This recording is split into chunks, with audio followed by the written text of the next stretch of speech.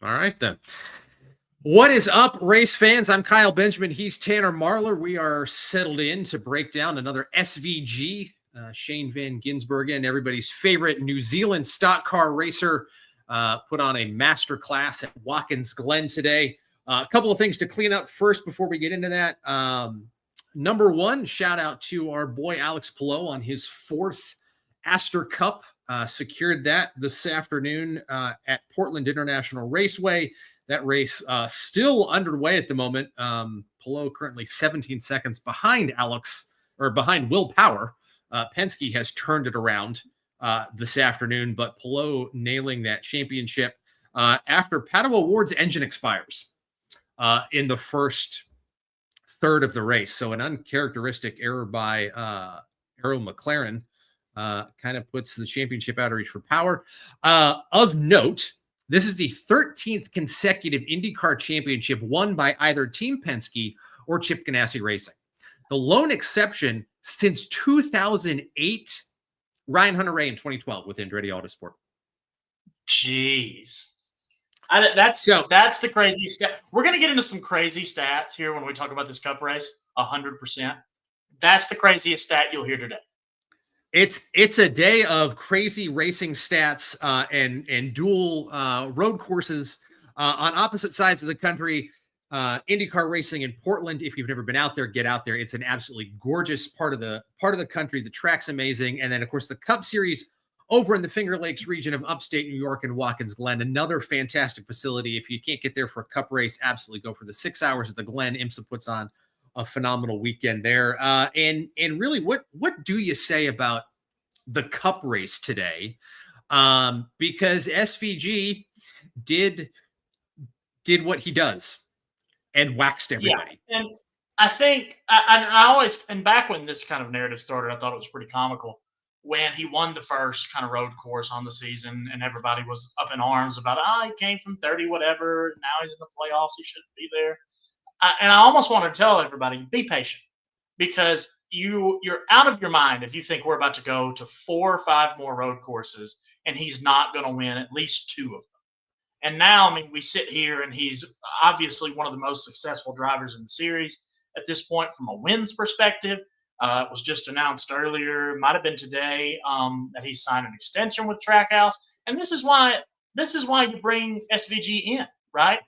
Nobody was thinking that SVG was going to be some oval all-star the second he stepped into the series. But with 7 road courses on this year's schedule, and I'm sure a very similar amount on next year's, all it is from Trackhouse is a different strategy to make sure their guy winds up at the upper end of the leaderboard when the season comes to a close.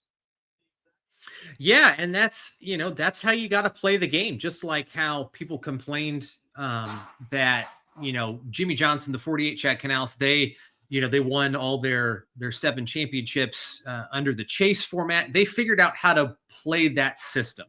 They knew how to win and take advantage of that point structure. Granted, there were a couple seasons there where it came down to the last race, and Jimmy had to put on, I believe it was 2010, where it wasn't necessarily in hand for the 48 team, and he had to put together a killer race there at Homestead to win. But the good teams and the savvy owners and team operators figure out how to play the game that's been presented. And that's exactly what Justin Marks and Trackhouse have done. And nobody can ever say that Justin Marks is bad at racing, because he's a championship winning in other forms. Great Trans Am, had a very good IMSA career as driving the Acura NSX GT3 for Meyershank Racing. Won, interestingly enough, at Watkins Glen, the 6 hours at the Glen in 2019. That he did. So that's, again, here's a stat for you. I bet he's the only Cup owner who's also won at the track his guy has also won at. Yeah. I'd take that bet. I'm going to go out on a limb off the show, but I'll take that bet. I'm going to go out on a limb and say that's probably the case. I mean, I know Richard Childress has some racing under his belt, has some Cup starts. So it's possible, if you go way back in the record books, you're going to find something where he won, and then Dale won at some point, or somebody else in his stable they've overlapped. But in the modern, let's call it the modern era, the last 25 years, probably the first time that a car owner has also won a major motorsports event at a track where his second year Cup driver has also won. But SVG's good. They've done exactly what they needed to do to get that car into the playoffs, guarantee them at least 16th in points, which provides all sorts of bonus money to the team. They figured out how to make the system work in their favor. And what's going to be interesting is how that money actually plays out. And I haven't actually seen much discussion on this. With the 45 and the 23 no longer considered chartered cars, how does the points fund pay out? Because the 45 is going to be in the playoffs, and Bubba Wallace is going to be in the playoffs because he won at Indy. That's an excellent question. Where does the money go from that? Back in NASCAR's pocket, probably.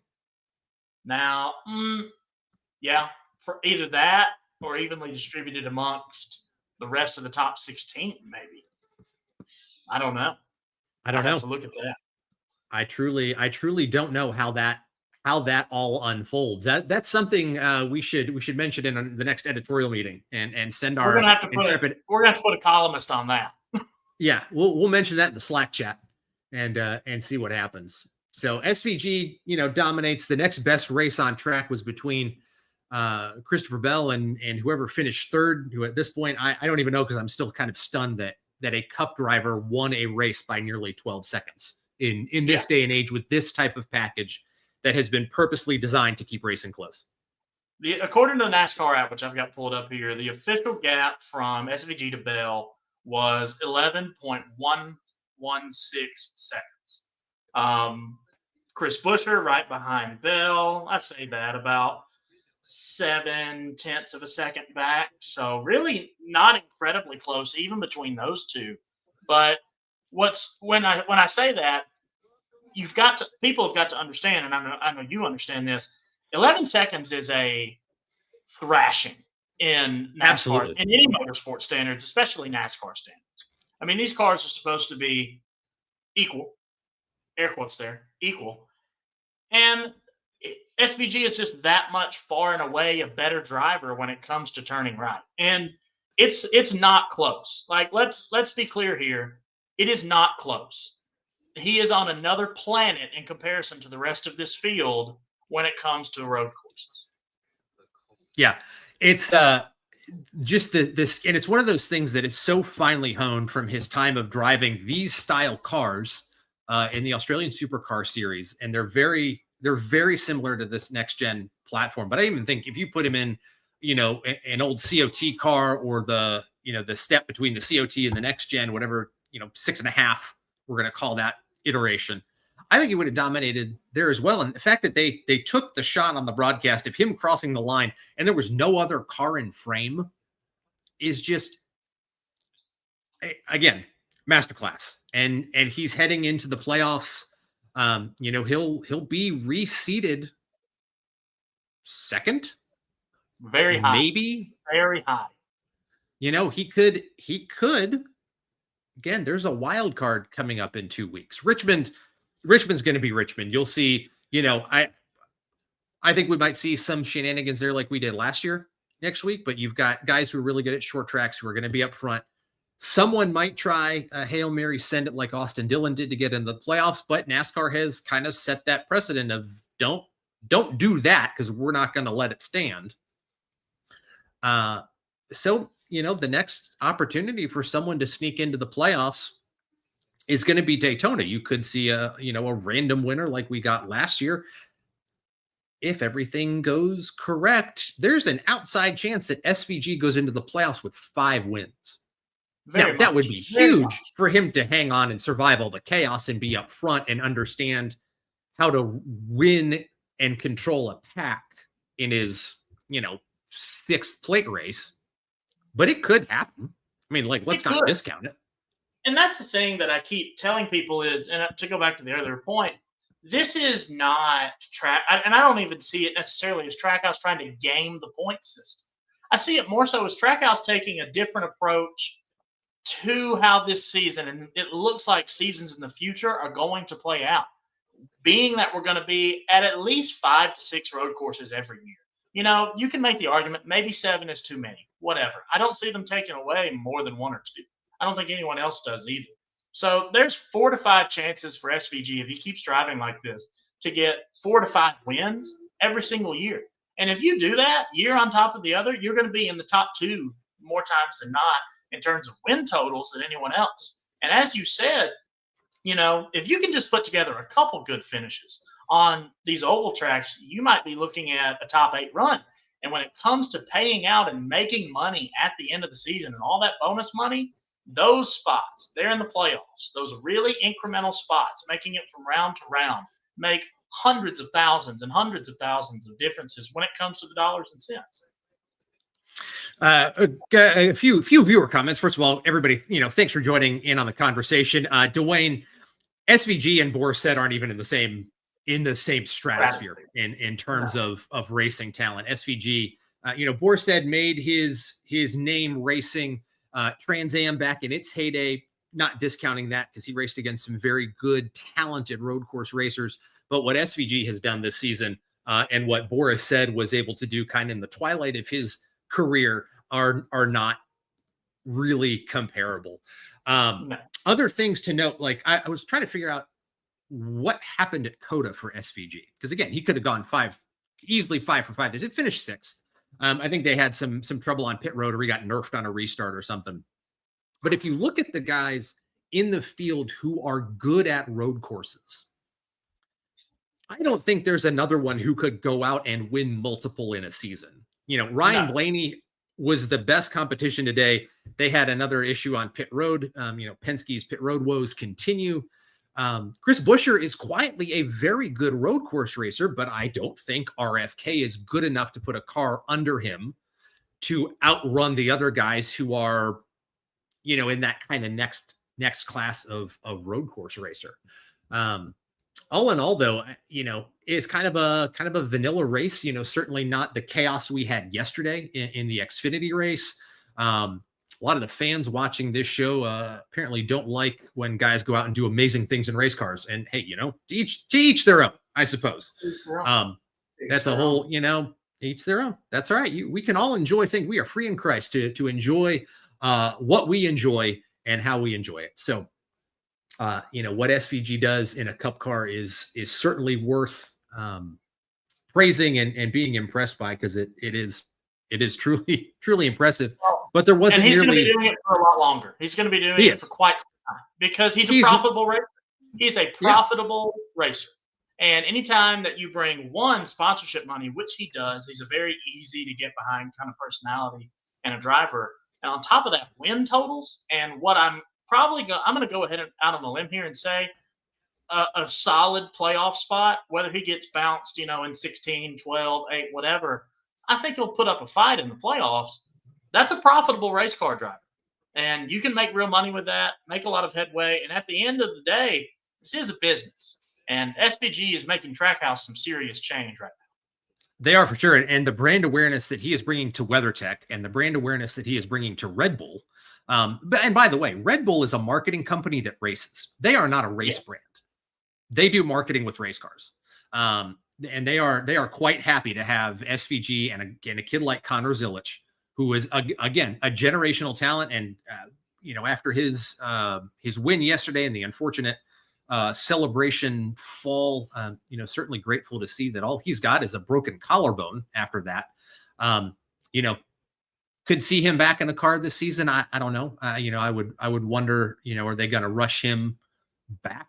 I guess kind of remains to be seen. Not sure, because I think me and several others have a feeling he's not going to be in the Xfinity Series next year. No, I wouldn't think so. I think he's destined for that 99 car. I do too. Why rush him back if he's just going to go cup racing next season anyway?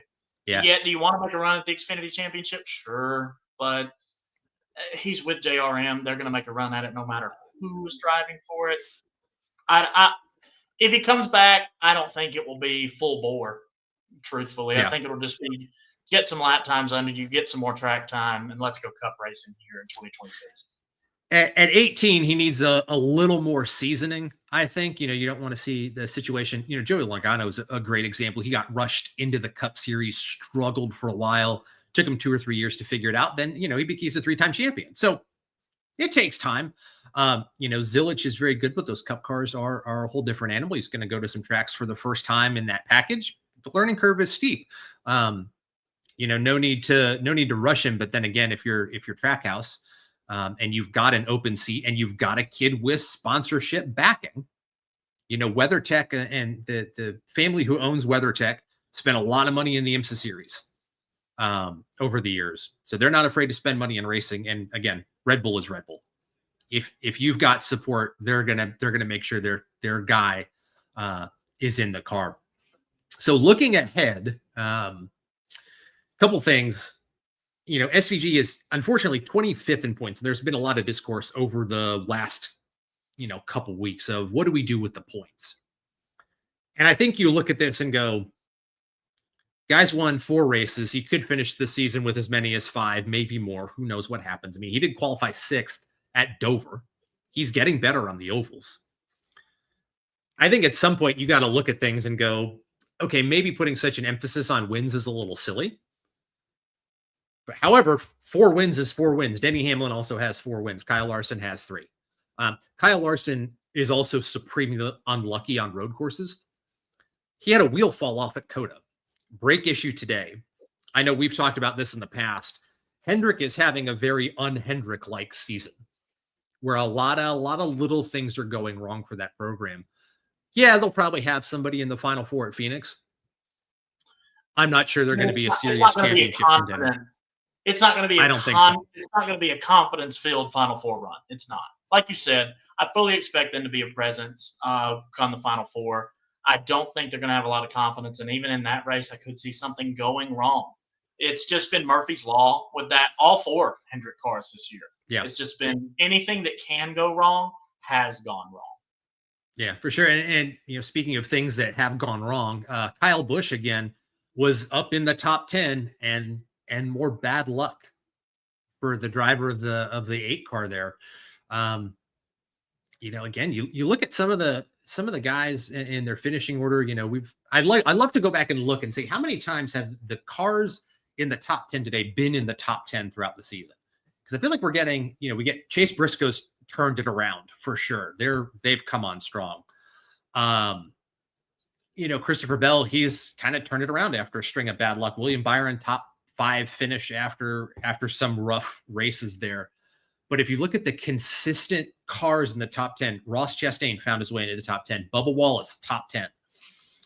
Ryan Blaney back in the top 10. It's the consistent, and even if you go down as far as like 12th and 13, Eric Jones, quietly very fast. Ryan Preece, quietly very fast. I think these are guys that are going to have something to say about it before the season's over. Whether or not they're contending for the championship, they're still going to contend for wins.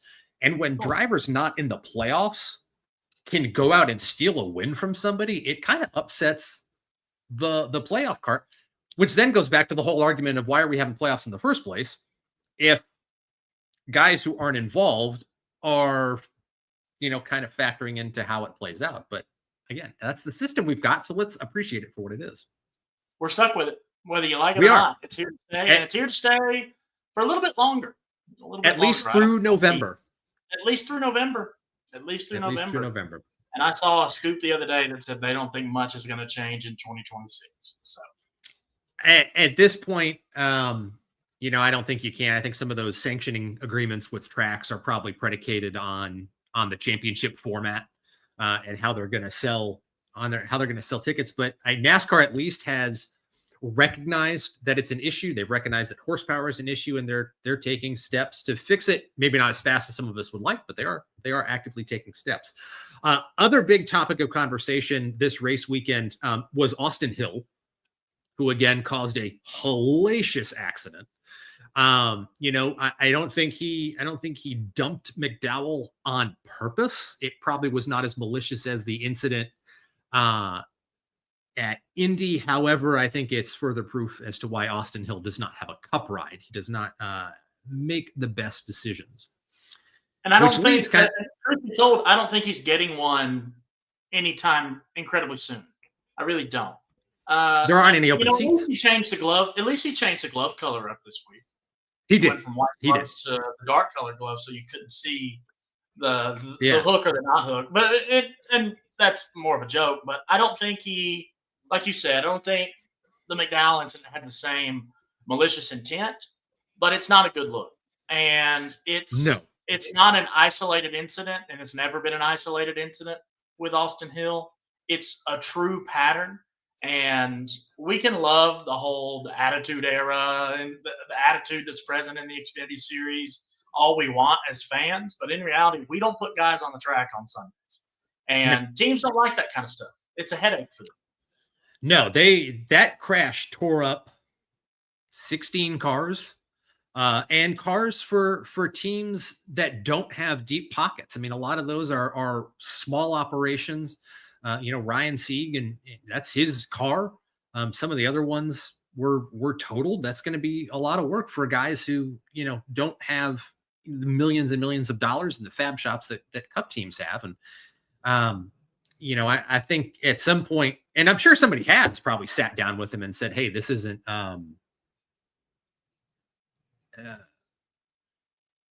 this isn't the way you race. But it hasn't landed with him yet because that's kind of the ethos that RCR has. Yeah, and like you said, that kind of ethos and that presence of RCR right now is, I think, hurting Austin Hill more than it's helping. I really do. I could see him truly benefiting from a change of scenery to maybe even a JRM or something like that. And not necessarily saying JRM is the fit here, but a different team that's got a little bit different outlook on how his racecraft can affect other people. Yeah. Yeah. And it's I saw a comment from another driver yesterday after that accident. And it was, you have to know at this point in your career when to give a guy a break. And I don't think he's learned that yet. And it's a shame after being parked for a week. But again, he was parked. There were no other penalties. He didn't lose any play. He didn't lose his playoff berth. He's still going to be in the playoffs. Like there was no sting to that. And you're not going to learn. And there's nobody in the Xfinity garage who's going to go up to him and say, hey, this isn't how we race anymore. So that's kind of a shame. The other issue that has crept up at Watkins that a lot of people were talking about was track limits. And at some point you've got to address it if you're NASCAR. Yeah. But what do you do there? You can't really enforce it because you'd be penalizing everybody, but you can redesign that track a little bit. They've had a gravel trap there. They've had grass. They've had whatever. You've got to shorten up the areas where these cars can get off track. Now, a lot of it at Watkins is designed so that if a sports car spins off, they can get going on their own. And you're not running 17 laps under yellow while they fish some LMP2 out of the gravel. I get that. But it is a detriment to the Cup racing. At here, Sonoma, Coda to a certain extent, where guys can go way wide. And I think it allows for not shenanigans, but it doesn't provide the racecraft necessary. It's, if you're in NFL analogy, because we are getting into that time of the year, if you're on kick coverage and you get forced out of bounds, you can't be the first guy to touch the ball when you come back in. There's got to be some boundary to keep these cars on the racing surface. Well, and you would think it would come, in the form of like a stop and go or something like that. But as you said, the track doesn't lend itself to that. I think they're going to have to get creative. I think it's going to have to be a wrinkle thrown in. As long as it's not running the boot, I'm down to try anything. No, run the boot. Don't run the boot with NASCAR. It just doesn't work. I don't know. I'd like to see it. It just does not lend itself, I think, to this car and the show that they're trying to put on They would also have to do a lot more laps. They would have to turn a lot more laps, and then it gets to be a longer race. It's a whole, but it's Pandora's box for a It is, weekend for if sure. you open up the boot. Because if you keep the distance now, I think I saw an article talking about it or whatever. If you keep the distance what it is now, the race distance, 220 whatever, it's only 63 laps if they run the boot, and they're already only going by 90 times. A lot of fans are going to say that's not really worth the price of admission. So you have to extend the race, et cetera, et cetera. It's Pandora's box. A 400-mile road course race would be fun. I'd enjoy it. You and I would enjoy that. We would. However, the general, I don't know if the general racing populace general racing populace would not. Oh, and as we wrap up because we've gone way over kind of what we had talked. This is supposed to be a quick hit analysis of the race, and we're waxing poetic about making road course races longer. We mentioned at the top of the show fun road course statistics. What did you tell me that this is the first time since 1987 that someone has had that large a margin of victory at Watkins Glen, and the last guy to do it was Rusty Wallace? Yes, and on that particular race, Rusty Wallace was leading by like 20 seconds, but he ran out of fuel on, I think, the white flag lap. And, of course, no pit lane speed limit at that point, at that track. So he comes flying into pit lane, slams on the brakes, throws about 5 seconds worth of fuel into the car, speeds off, and then wins it, I think, by 10.8 seconds, which obviously SVG beat out today by just, I think, 0.3. So there's my fun stat of the day. There you go. As we head into the playoffs, the field is fairly set at this point. Do you think we get a surprise winner over the next 2 weeks? Do you think anybody sneaks their way in? I talked about this a little bit in 4 burning questions this week. I think we do, and I think it's a repeat of last year, and it's at Daytona. I really do.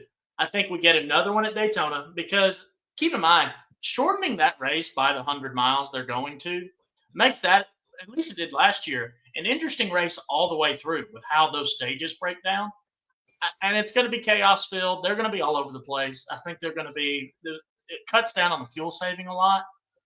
I think we do get a different winner and a new winner at Daytona. Everything else, I think we have a repeat winner or something like that. Okay, last question. How long do you think the Ty Gibbs, Chris Gabehart experiment continues? Oh, gosh. A quarter of the way into next season. I think you go into next season and the leash is incredibly short. And because let's not kid around here, you got to think about who you're crew chiefing for. There's not many people on that team that the owner wants to see succeed more. I think if you go into next season, that leash is incredibly short, and we could see a shakeup as soon as a quarter of the way through. I think that's fair. All right, so next week, NASCAR goes to Richmond under the lights, and they follow that up with a trip to Daytona, and then the playoffs start. What do you think? What do we see heading into the playoffs? Who's strong? Who's what? Give me your 12-second prediction for the rest of the season. Penske comes on late. I think they do it again. Penske comes on late. They take advantage of this kind of slack moment that Hendrick is dealing with, where everything just seems to be going wrong at all the wrong times. I think your Penske and maybe even your Ryan Blaney in particular are going to have a really strong postseason and a really strong last few weeks here. All 4 Penske cars are locked into the playoffs. All at the moment, 4 Hendrick cars are locked in. Alex Bowman is up 63, which is not a 2-race cushion. So he's got to have a solid race at Richmond and then kind of survive the chaos at Daytona. I think Tyler Reddick is probably safe at plus 122 over the cut line. But again, somebody wins at Daytona, somebody wins at Richmond, bumps Buescher and or Bowman out. And then I agree. I think Penske knows how to play the game. They've certainly struggled kind of across the board in all forms of motorsport. So we'll see. For those of you, currently watching, checking things out with us, we appreciate you being here. You can find all the coverage from our @Track team. We've got reporters in Portland at the IndyCar race. Speaking of Penske having trouble, just as I say that, Joseph Newgarden has spun around in turn 1 at Portland. So we've got reporters in Portland breaking down Alex Palou's 4th IndyCar championship. We've got a team at Watkins Glen writing all there is to write about that. We've got grassroots coverage. Everything is on frontstretch.com. And of course, we've got more shows throughout the week. Next weekend, not quite sure if we're going to be here doing post-race conversations live because it is a night race. And depending on how things unfold, maybe here, maybe our team at the track. Same goes for Daytona. But if you don't see us, we'll see you again after Daytona, mostly because I am old and tired and like to go to bed early. I may send my post-race conversations in via tweet, so who knows? We can do that too. We can do it's always going to be Twitter. So on that note, we will probably be back with you at Darlington. 3 straight night races. I don't know. We may see you again at Worldwide Technology Raceway. We'll just kind of have to see how things go. I might have new hair by then. You might. So that's 30 minutes of us rambling about the essence that is SVG and everything great about NASCAR racing. Tanner, I appreciate it as always, my friend. The rest of you, thanks for watching. We will see you when we see you. Have a good one.